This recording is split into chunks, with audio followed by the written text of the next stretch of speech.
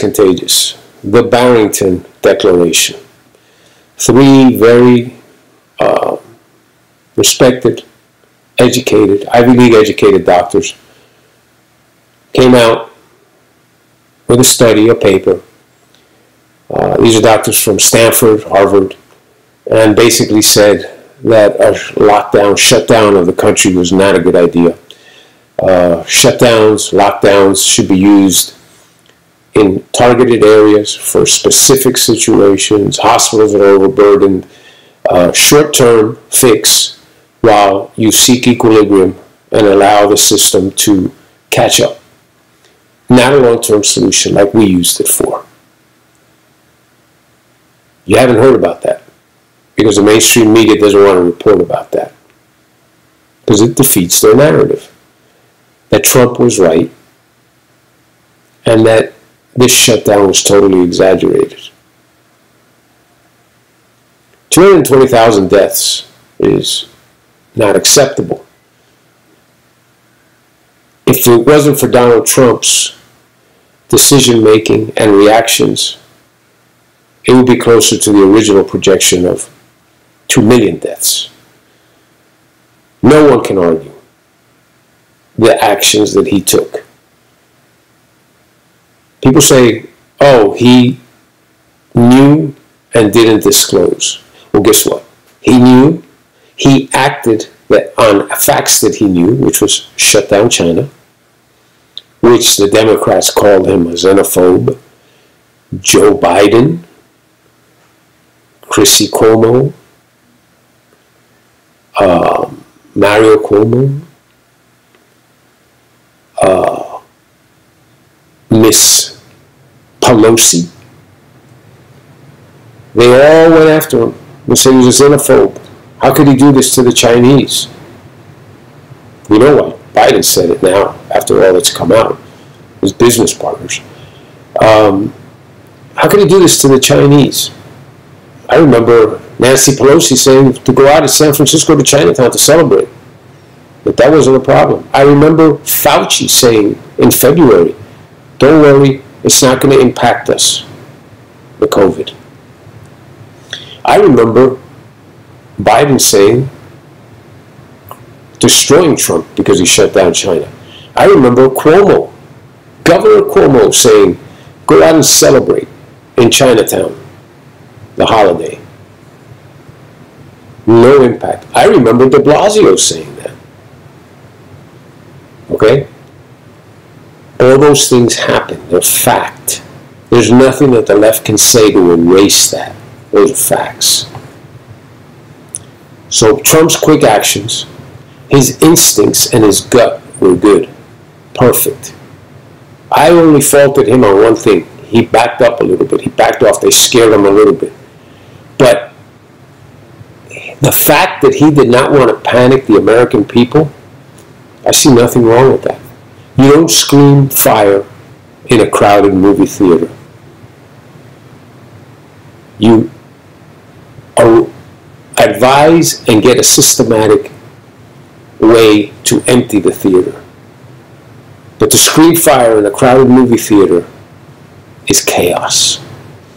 Trump acted correctly. His actions in shutting down the country, his actions in preparing for the pandemic, his actions in stockpiling the PPEs, in creating the production of respirators, his preparation of facilities, hospitals, ships that he sent to New York, a ship that he sent to New York, which Cuomo didn't use.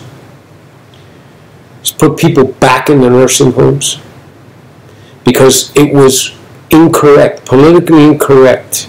He mandated that no one, even if they tested positive for COVID, no patient could be refused entry into a nursing home in New York.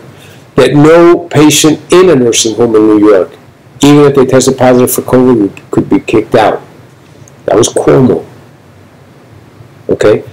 Don't forget those things. So when you tell me that Donald Trump did not act correctly. Think about all these things. Now we have the left using the economy. Imagine that. The economy, which is Donald Trump's strength. Through February of this year, this was a landslide. The economy, period. The left knew they couldn't attack that. They knew they were done. That's why they put up Joe Biden. Because they said, you know what? It's like when the Republicans put up McCain. Take a shot. He loses. You know, we haven't really burned any bridge here. You know, these are guys at the end of their careers. We'll just get the young people ready to go. They took a shot with Biden.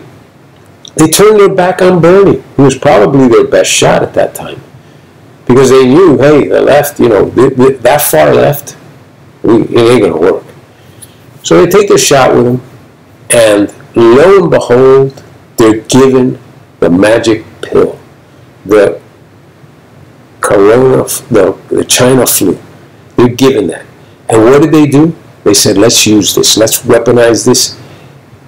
And I'm sure there were people inside say, hey, you know, it's going to cause a lot of terrible things to happen. It doesn't matter. We got to get rid of Trump. Everything is acceptable collateral damage. That's what happened here. We've talked about it before. We're all acceptable collateral damage to the left as long as it achieves the agenda. The agenda being, ultimate agenda, the big war that they want to win is socialism. Okay? Get Trump out of the way. Put the swamp back in the hands of the swamp creatures. Both sides, Republicans and Democrats, the swamp creatures. We've seen that happening. We see that happening with the selective reporting on the Biden laptop. Let's say, you know, because I've thought about it, I said, you know, you gotta be an idiot to have that laptop, know all that stuff is on there, drop it off somewhere and not pick it up. You gotta be an idiot. But then I say, you know what, we're talking about a crack addict, irresponsible, unaccountable, has lived his life as a bon vivant, done whatever the hell he wants with no responsibility. He doesn't think about those things. Of course he would leave the laptop there.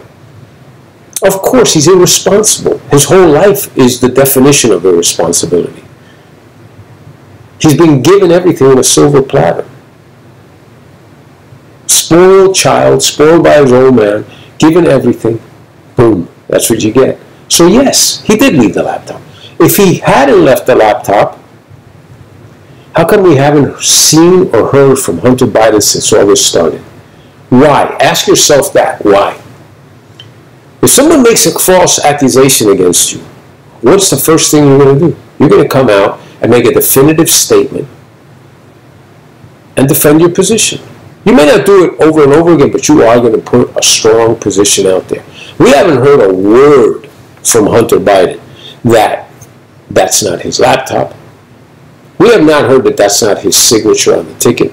We have not heard a word that those emails are not accurate or true from Hunter Biden. We haven't heard any of those things. Why is that? Ask yourself, why is that? Who's running the Biden campaign, really? Joe's hiding in his basement. You've heard him on TV say he's running against George. You saw that confusion when they had to escort him away during an event because he didn't know where he was. This guy's not there. He cannot be the president of the United States. He said he was going to end fracking. Then he says he's not going to end fracking. He says he's going to shut down the oil business. Then he says he's not going to shut down the oil business. What is true? Selective reporting. And guess what? The media is running his campaign. Bloomberg is running his campaign. The mainstream media is running his campaign. This man is totally lost. And the sad part is that the left and the media is attempting to keep this guy alive until the election. That's all they want. And somehow to be able to get through this and come out the other end, the first thing that's going to happen, well, it's not going to happen because he's not going to win, but they're in their mind, is Biden wins within 6 months. He will either voluntarily step down, or it'll be an event or something. He can no longer perform the function of President of the United States. He's incapacitated, he's mentally not there. This is obvious. If you just look at him, he's frail, he's weak. He doesn't remember things. He doesn't know where he's at. He's gone. That cannot be our president. And the worst part is, if you do elect him, what's waiting on the sidelines, have you seen this woman's interviews? All she does is laugh into the camera. It's demonic. It is disturbing. Okay? And by the way, she has told you, listen to this very carefully, she has told you that she will say or do anything. Say or do anything to anyone to get to the position of power. And you know what? That's exactly what you had in Barack Obama. And that's how he became president. Willing to say or do anything to get into a position of power. To carry out the bidding of the left, of the socialist left. Kamala Harris said on an interview with Colbert, after she was chosen by Joe Biden as his running mate, Colbert asked her, how can you be on the ticket? You basically said that he was a racist. Well, I know she didn't say the words, but the implication of the story, the school bus, how can you then turn around and go on the ticket with this man? And you know what she said? With that automatic laugh, it's so annoying. It was a debate. It was a debate. In other words, I can tell the American people anything I want as long as it fits my narrative. The American people are not smart enough. They'll forget. Their attention span is this big. That's what she's saying about us. That's what you're going to vote for? That's what you're going to vote for? The Green New Deal, $100 trillion? That's what you're going to vote for? Don't forget, Attorney General in California opposed and fought vigorously the early release of nonviolent prisoners because it would affect the state of California's ability to use those prisoners as free labor to fight forest fires, clean up, mow lawns, clean buildings, clean areas. That's why she opposed it. She wanted to keep them incarcerated so that they could do the work. Does that sound like something maybe along the lines of slavery to you? Because it does to me. We now come to a point that we know for a fact that Joe Biden had more knowledge of his son's business practices than what he led on to. At the very minimum, we know that. It's not even being touched by the mainstream media. Not even being touched. And for those, like I said, for those who doubt and say this is conspiracy theory, I go back to the economy. There's no way that you take the economy and turn it against Trump unless you are using the COVID as your platform. The COVID is not Trump's fault. He did not create it. The world was affected by it. The mere fact that the left is willing to use this and now claim that we have a bad economy because of Donald Trump shows you the phoniness of the left. They are clueless. They have no idea what they're doing. By the way, Biden keeps claiming how he did such a great job. He and Obama did such a great job bringing the economy back. When they came into office, we were in a recession. Since World War II recessions in this country, to get jobs back, has usually taken an average of about 25 months to recoup the lost jobs. Not to add jobs, to recoup. It took Biden 77 months to do that. 3 times as long as the average. 3 times as long as the average. You're talking about an administration that never had 1 year, the only administration that never had 1 year at least of a 3% GDP growth. You're talking about an administration that did absolutely nothing for minority unemployment, wages, and upward mobility. Nothing. As a matter of fact, they were hurt during this administration. More people were placed on poverty, went into the poverty level during this administration. Okay? Trump's administration took 7 million families out of the poverty level. Trump's administration has put in place prison reform. All Biden did was talk about it. Not really talk about it. In '94, he was the architect of the incarceration of, like he called, super predators. Okay? Trump's administration funded historically black colleges who would have to come every year to Washington for funding. He said, give them 10 years. Trump's administration is pushing and forwarding under Betsy DeVos vouchers, school vouchers for kids, in allowing parents to send their children to get the best education possible. The Democrats are fighting it. They want to keep public education the way it is. You want to know why? Because it's easy to control your kids and your grandkids with this public education system.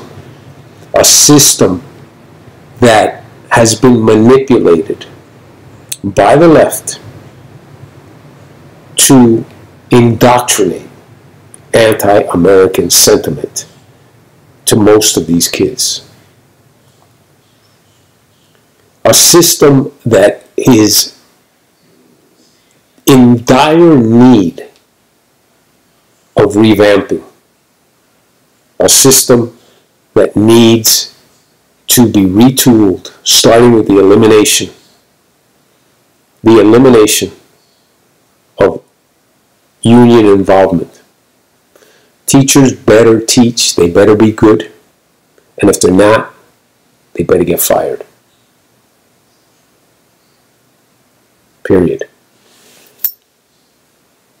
That means that the good teacher will make more money, will be much better off, will be sought after, and the cream will rise to the top. And in turn, when people see this reward, more people will become teachers, will want to teach, because it will be not only rewarding as the occupation, which it is, it's the core of our country, but we're going to have the people in there that are doing it for the love of what they do and because they're being remunerated commensurate with their abilities and their skills, not based on a wage level that differentiates very little between performance and non-performance. I'm going off on a different tangent, but that's a premise that I have. We need, at this point, to understand we're a week away. Get out. Put the vote out there for Trump. Understand that Joe Biden will cost you jobs. Understand that Joe Biden, listen to this, just taking away capital gains. And people say, oh no, capital gains is for the rich. No, it's not just for the rich. It's for middle America. It's for all Americans. Capital gains alone is the difference between paying 20% on profit of an investment that you've held long term, on investment, which means you've taken your money and you've put it to work. And putting money to work helps the country, helps yourself, and helps American enterprise. And at this point today, if you hold it more than a year, you have long-term capital gains treatment. Under the Biden plan, that capital gains tax will double. It's going to go from 20% to 39, 38%. Just that alone. So anyone who has an investment property, a second home, okay, piece of art that they purchased, anything that appreciates in value, you're going to be taxed. Forget about if you make $400,000 a year. No, they're not telling you that part. If you make nothing a year, but you get a capital gains hit, figure that one out. They're lying to you. There's no way that increasing the taxes only on people that make over $400,000 a year is going to cover the hole that's being dug right now of the deficit. There's no way. It's going to be trickle down taxing, and it's going to affect all of us. It is time to bring these people and show them for what they are. The media, the left. Coney Barrett's inauguration, swearing in last night, was not covered by CNBC or MSNBC. Why? Could you imagine if a minority woman were being inaugurated and the television, the media did not cover it? If it was a minority, liberal judge, female judge, or being inaugurated, being sworn in, and it wasn't covered, what would be the outrage today in this country? You don't see any. You don't see any. All you see is the threats. I'm sick of Schumer, by the way. All you see is the threats about court packing, about ending the filibuster, about threats that we're going to control all segments of the government, and then you're going to have to pay for all this. You're going to have to pay for following the Constitution. That's what you're going to have to pay for. And by the way, conservative judges, and I read this stat to you not too long ago, 67 or 69 cases that were not unanimous in the last, I forget how many years. The conservative judges voted with the liberal side on 50 of those cases. When you flip it the other way, the liberal judges voting with the conservatives, it was 30%. Conservative judges are far fairer based on fact. Look it up. Fact. Not conjecture, not rhetoric, fact. The questioning, just alone that Coney Barrett received, questioning her ability to be fair and not to lean towards her beliefs, shows you what those asking the questions would do if they were in her shoes. It shows you the caliber, the quality, the character of those individuals, because they are transposing who they are and they think everyone is the same. Everyone is willing to accept collateral damage to get what they want. That is the liberal. That is AOC. That is Omar. That is Pelosi. Robert Gates, in his book Duty, calls Pelosi the most partisan individual.